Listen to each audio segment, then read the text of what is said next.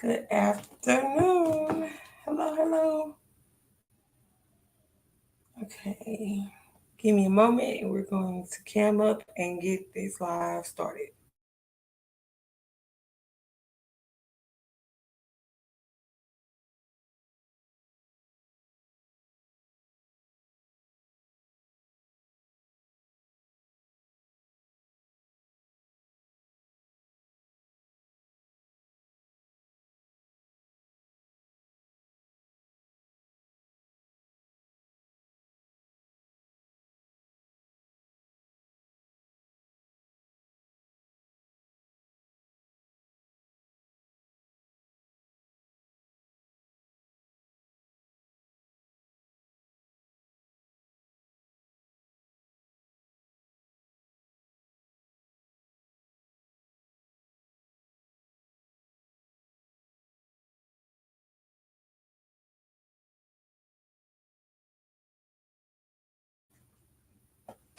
Okay.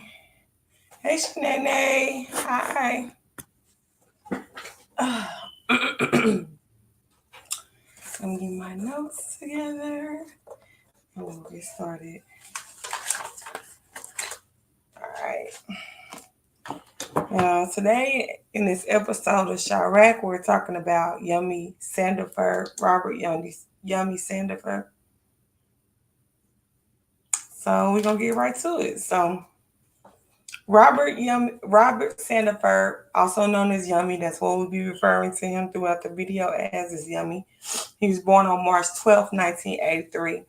Um, Basically, in the long run, he kind of was adopted to the BD set.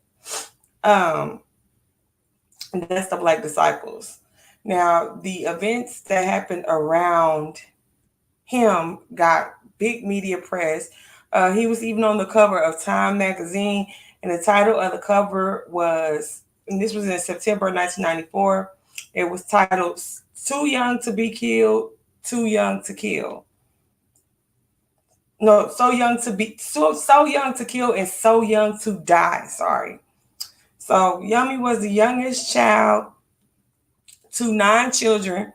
He was born to his mother, and her name was Glorina Sandifer.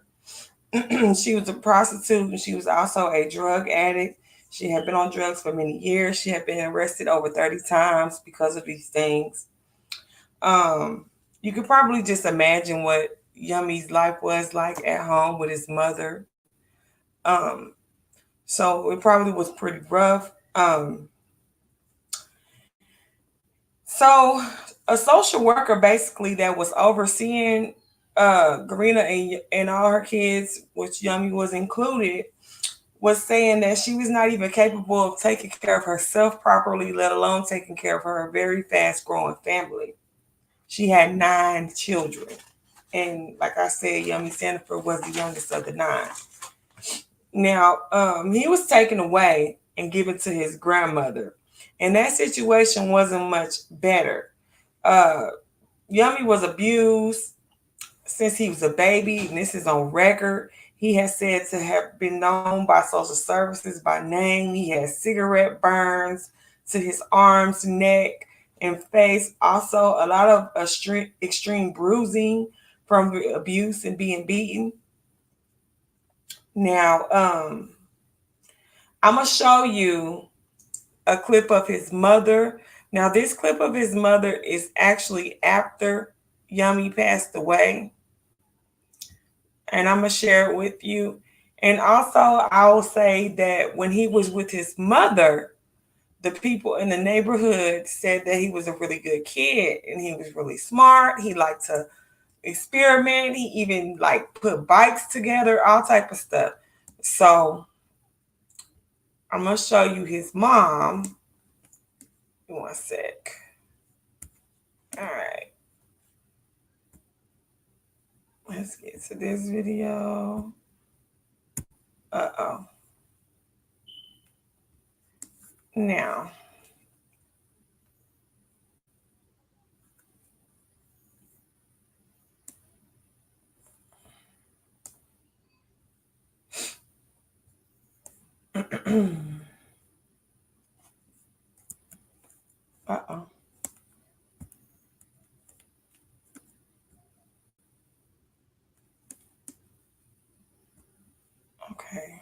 Here we go.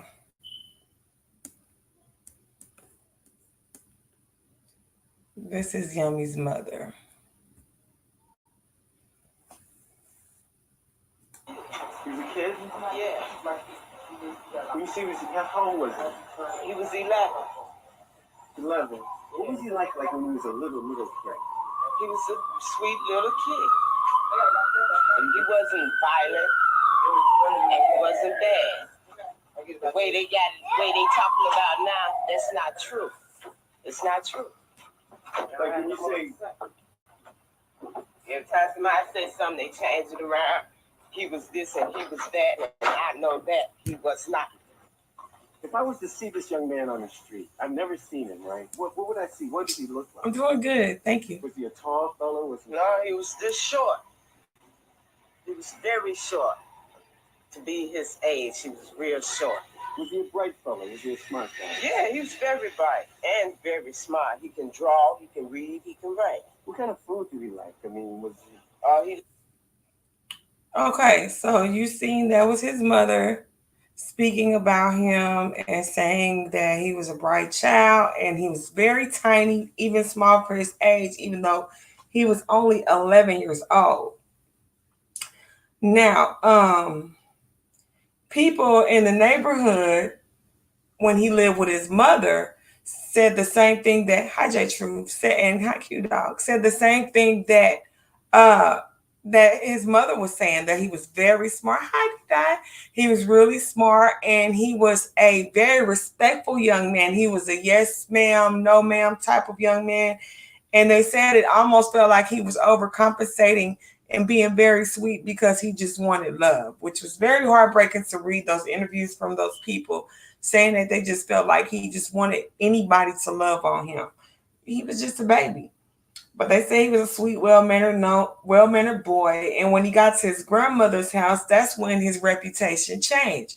Because when he got to his grandmother's house, where she lived was in BD territory, and he basically got adopted by the black disciples.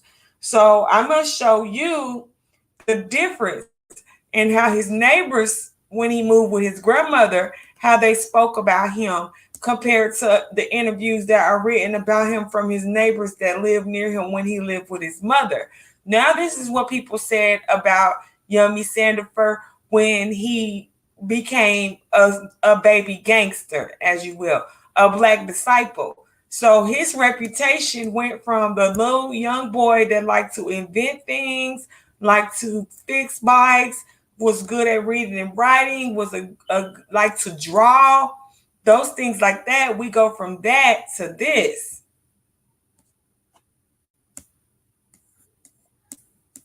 And you'll see the difference in his how his personality and reputation changed. Oh no, that's not the right one. Hold on. Sorry. Let me find it. That's the wrong one. Hold on. Did I get that one? I may have to show you that one. I don't know if I sent that one. Give me a second. I didn't, but I know I have it in here. So I'll just play it for you guys. All right. This is a neighbor speaking of Yummy. Wait, whoa, where is it? Since I've been staying around here. How long was that? About a year. Yeah? Mm-hmm. What do you like? Bad. Bad? You heard that she said he was bad. Fighting, stealing, breaking in people's houses. Fighting, stealing, breaking in people's houses. So he asked her, and I'll play it one more time. He asked her, how long have you known him? And she said, as long as I've lived around him. And he asked her, how was he? And she said, bad. He fights, still breaking into people's houses. Since I've been staying around here. How long was that? About a year.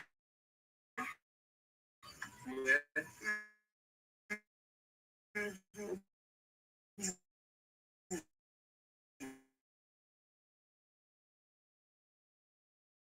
Right.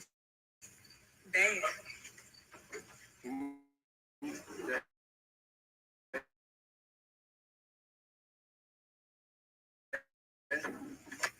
Like when you say that, I think you should have asked. And then the guy's reputation changed. He was in a different neighborhood. Um, about him, hey chocolate cocoa. That was what the neighbors thought of him once he was a sweet, well mannered boy to him being a full on gangster. Now he's a black disciple. So he would rob people. He would steal cars. As y'all can see, people say he was this short. He was a tiny, tiny guy, could barely see over the steering wheel, but already knew how to drive. So the big homies would send him on missions like, yeah, I need you to steal me a red sports car today because I'm trying to take this girl on a date. Stuff like that. I need you to get $50 for me. I don't care how you get it. I need you to get it. Okay. So he had been arrested over 20 times. Mommy, can you Just a sec. your Wi-Fi to my stuff? Jace, you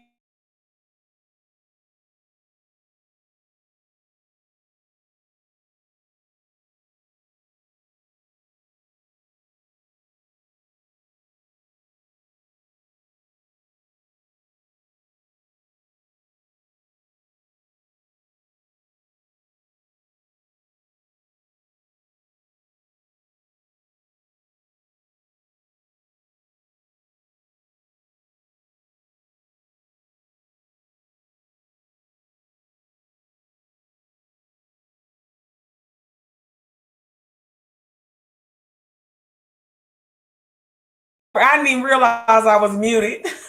I'm sorry. Okay, so he had been arrested over 20 times. He was only 11 years old. Three of those 20 times was for Grand Theft Auto. Now, the police did not know what to do with Yummy. They couldn't really handle him. It was because he was too old. I mean, too young to be tried as an adult because he hadn't done nothing too serious to be tried as an adult. But now, hey Jennifer, but they deemed him too dangerous to place him in care with other troubled kids his age because he was not on the level of a small child just committing crimes. Hi, Jerome. So they didn't know what to do with him. They didn't really have anywhere to place him. So they never really kept him in jail for long periods of time. Like I said, they deemed him too dangerous to be, with the other kids his age that were getting into trouble. What's crazy is Yummy Sandifer averaged a felony per month. And this is just on the record. A felony per month for the last year and a half of his life. That's crazy. So he was a tiny little bitty guy, but he was like a big gangster. Craziness. So on August 28th, 1994, Yummy was ordered to do a hit for the Black Disciples.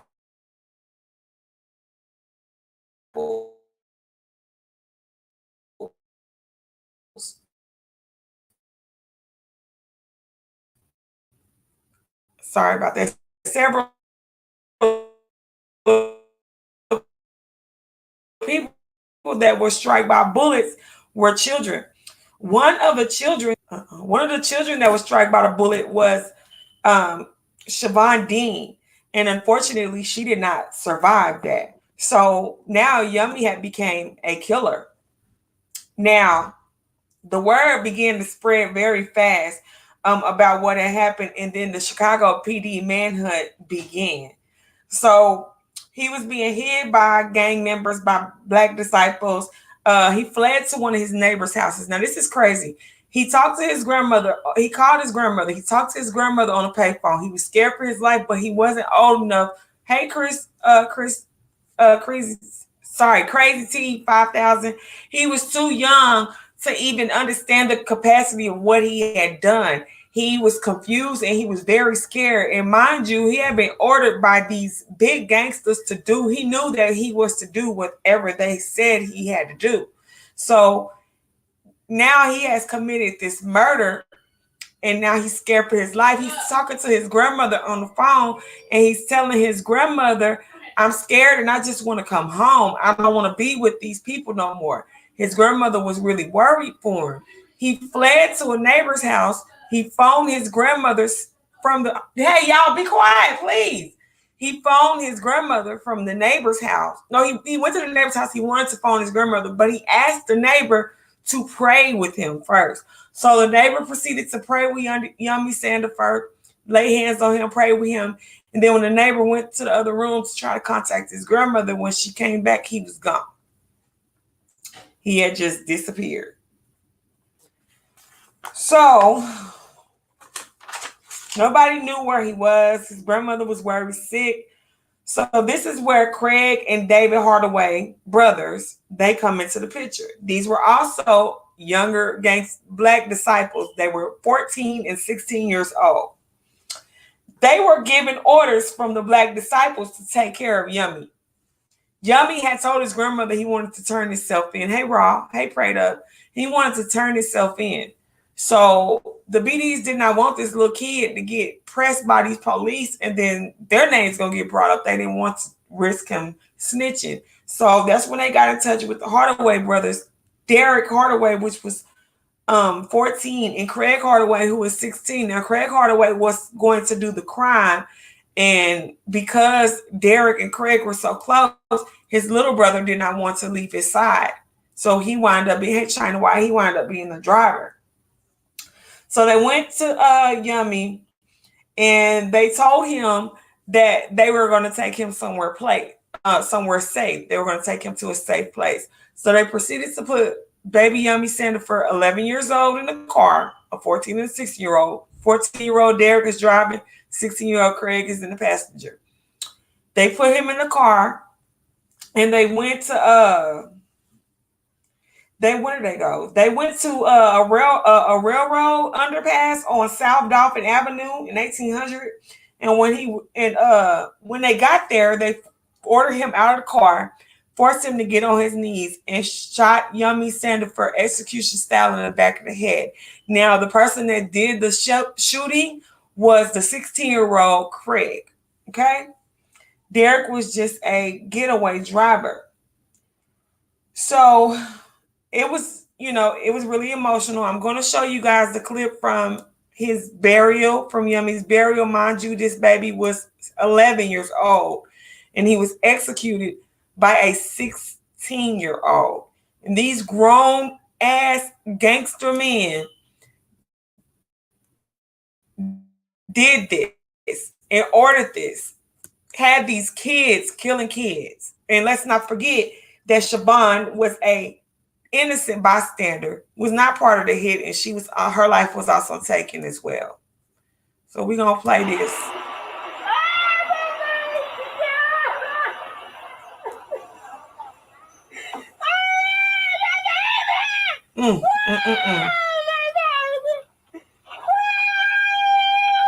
That's his grandmother. All of you children that are standing here, looking down, take a good look. And I want you to say within your heart that you'll never end up like Robert. That's just a mess. Like, you have the grandmother that was trying to get him to come back and get him back home, and in the end, this baby is dead and taken away from other babies, taken away at the hands of another baby. So it's very emotional for me because these are all kids. You know what I'm saying? So hold on a second.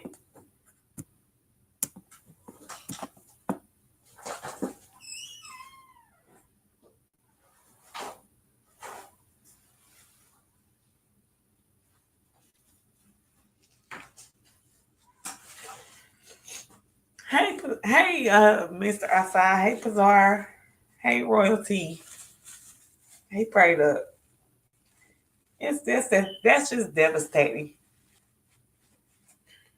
Oh, so anyway,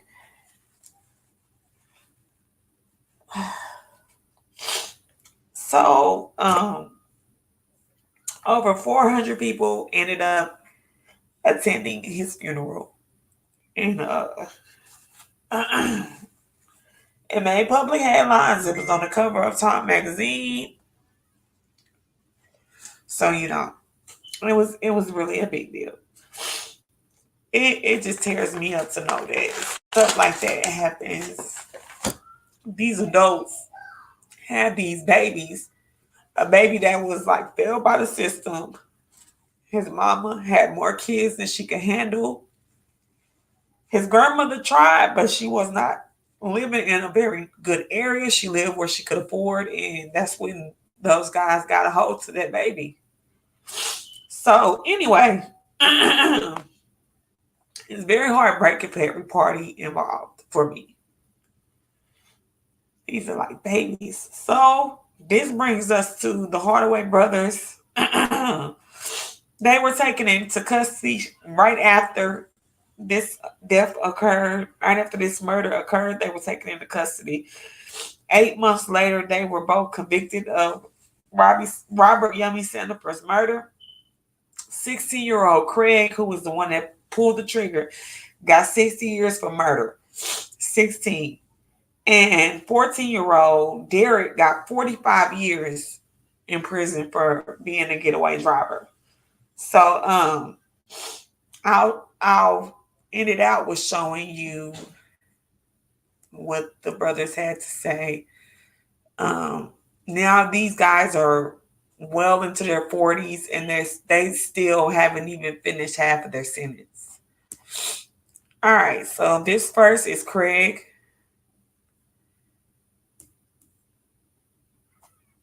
Uh oh. That means of not my control. Hold on a second. I'm tripping. I forgot to. Absolutely. Honey, and I got so upset I forgot to share the screen. All right, so I'm gonna let y'all hear I'm gonna let y'all hear Derek first, and then I'll let you hear Craig. It's a mess, y'all. It is a mess.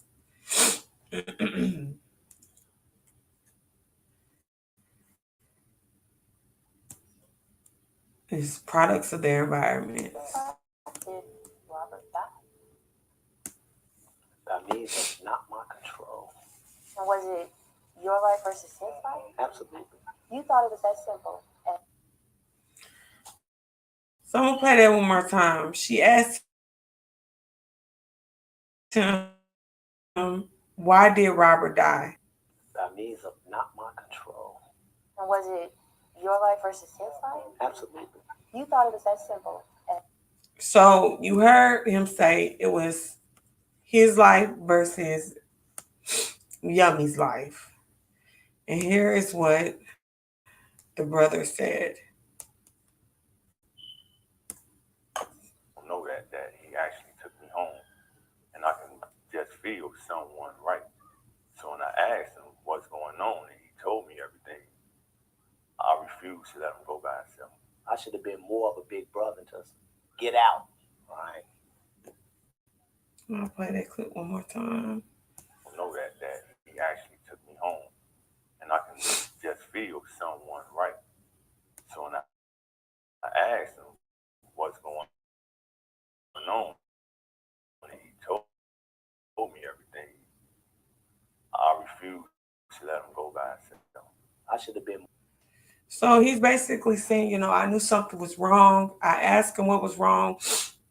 I refused to let him take me home. I didn't want him to be alone. You know, 14 years old. And he's saying that he wished that he would have been a better big brother. He wished that he would have said, no, you can't go with me, and just put his foot down, because now we have two boys. We have Siobhan, who was 14, lost her life. Hey, honey. Hey, boo. Yeah, we have Siobhan, who lost her life. She was just an innocent bystander. And then we had 11-year-old Yummy Sandifer, who was shot execution style in the back of the head and left on a railroad And then we have the two kids who were ordered to do this, which is Craig and Derek Hardaway, and they're 14 and 16 years old, and they went through with this, and now they have lost their lives. So there are four young people who basically have lost their lives to the streets of Chicago. So this one was um, something else. I would tell you that for me to thank you, for me to watch, for me to like, you know, especially the clip from the burial where he was saying if you were young and you are looking at this, like, don't be like Robert, you know. So yeah, this was a tough one to do, but I'm happy I did it. I know a lot of people do know this story, but I know there are also some people that do not. So I hope that this was informative to some of you guys. And for the ones that already know the story, I hope that you came away from this knowing more or understanding more about what happened. But this is basically what CHIRAQ is, you guys. It is. It is. No problem. Thank you for watching. It is emotionally taxing, but this is kind of what CHIRAQ was like.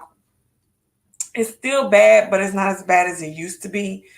But it's basically, thank you, Royalty. Thanks, sweetheart. It's basically babies. Like the big homies start teaching the shorties to drill and kill 12, 13, 14 years old, and then they grow up to be big homies, and then they teach the shorties what they know, and it's just a repeated cycle over and over and over until somebody's just dead or locked up.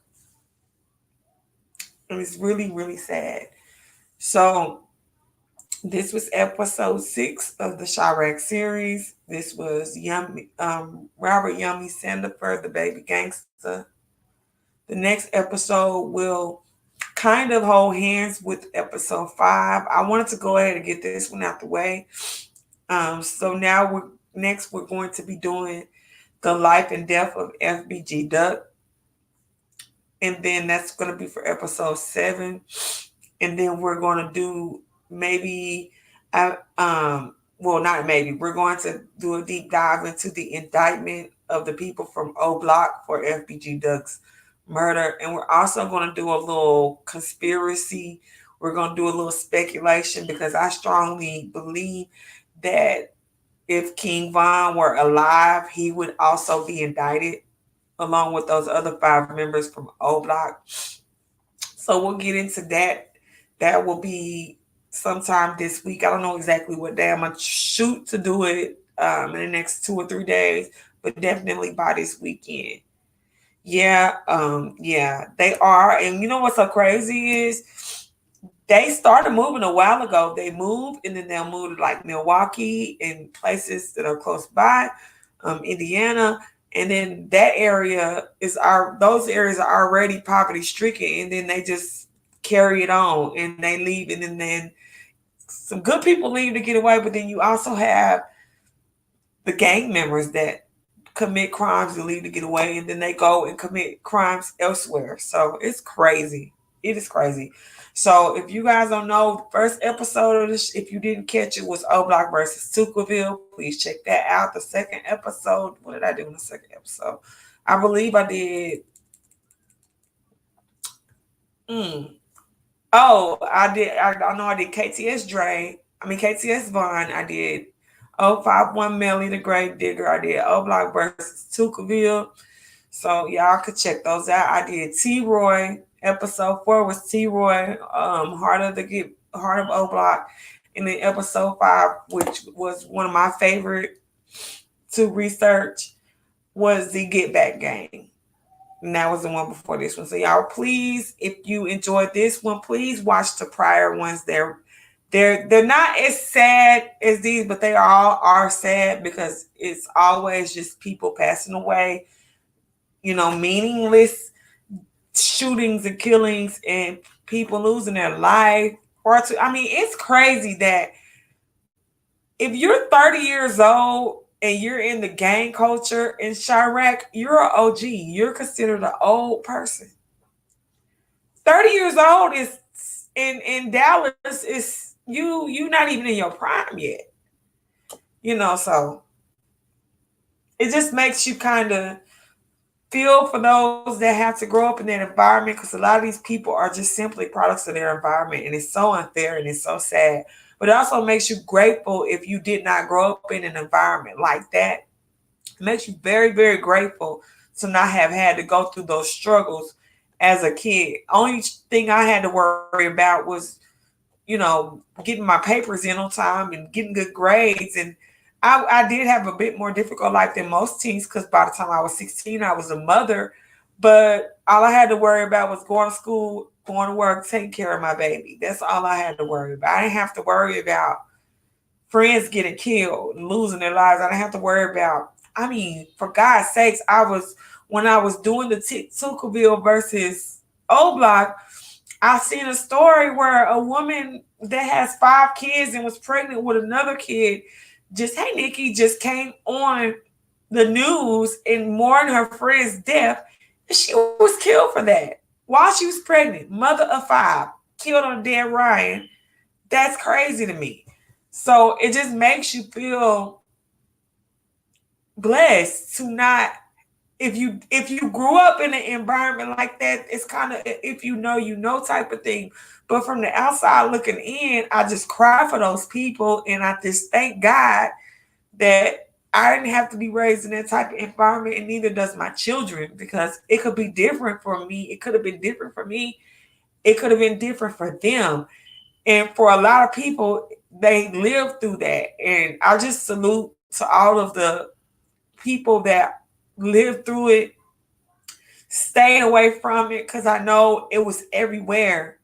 And some people just simply didn't have a choice, it seems like. I know for sure in this Yummy Sandifer situation, this baby didn't have no choice. All the baby knew was abuse and chaos. That's all he knew.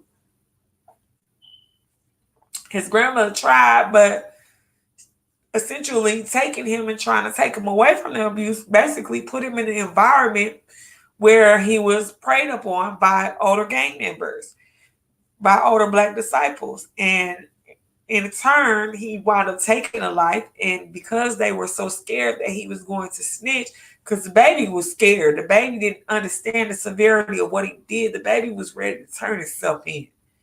And they knew that those police and that CPD were going to get on that baby, and they were going to find out, and they was going to get down to the bottom of it, and that was going to be bad for the Black disciples. So they felt like taking this baby's life was a better choice. And they used other babies to do it. And now those babies are grown older men still essentially rotting in jail. So I'm gonna close it out with the burial, because I think what he said at the end was very powerful, and that's what I'm gonna close it out with. Please check them out. I can support your channel on my board. Thank you. Shout out to you. I'm from Texas. I love the content. Thank you so much. We need more mothers and fathers like you. Keep your head. Thank you. Thank warms my heart. Thank you. That really means a lot. I appreciate comments like that.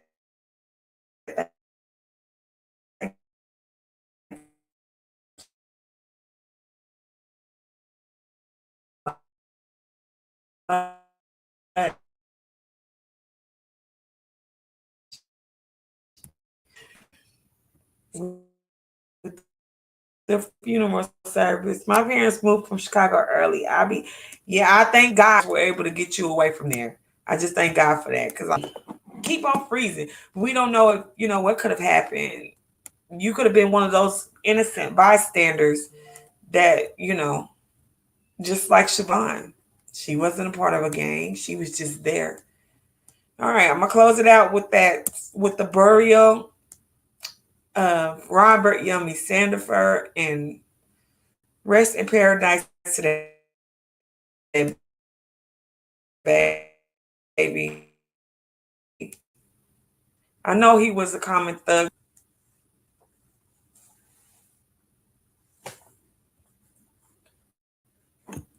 Thank you.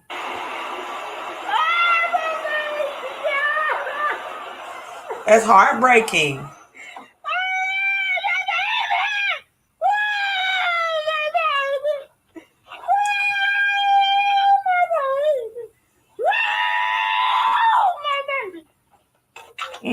Look at that little casket. Looking down. Ooh, Jesus help me. Take a good look. I want you to say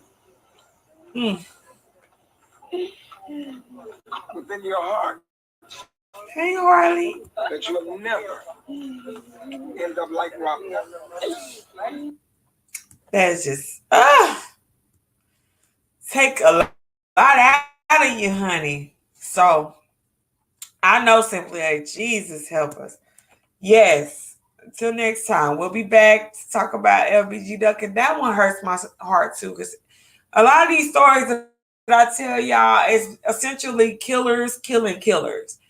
In LBG Duck's case, he was not a killer. He was a part of a gang, yeah. He had shot at people before, and even I think shot, I want to say King Von in the hand, something like that. But we'll get more into that. But he wasn't a killer. He never took nobody's life. So, well, I love all y'all. I appreciate y'all for tuning in. If you like this and this was your first time looking at one of my CHIRAQ episodes, there are 5 other episodes before this, and there will be 10 total for the season. So, like I said, we'll do LBG Duck next, and then we're going to do Little JoJo, and we're going to close it off with Young Pappy. All right? I love y'all. Happy fucking Monday. Stay safe in these streets. If you are in Chicago, I love you. I pray for you on a daily basis. Because although the stories are almost like books, so it is somewhat entertainment, this is some people's real life. And I pray for you guys daily. I love you all, and take care of yourself and each other. I'm out.